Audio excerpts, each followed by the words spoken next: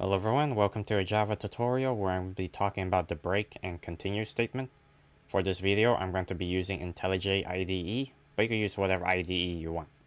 So I'm going to start off with a for loop saying for int I equals 0. As long as I is less than 10, we want to increment I. Now let's print out I and see what results we get. So we get numbers 0 through 9. That's because we're saying as long as I is less than 10, we want to print from our initial value of 0 all the way up to but not including 10. Now let's put an if statement saying if I equals 5, we want to break out of the loop. Now let's run it and see what happens. So we get numbers 0 through 4. That's because we're saying if I equals 5 and we break out of the loop, the print statement down here does not get executed. Now let's replace break with continue. Let's run it. And we get numbers 0 through 9, but not including 5.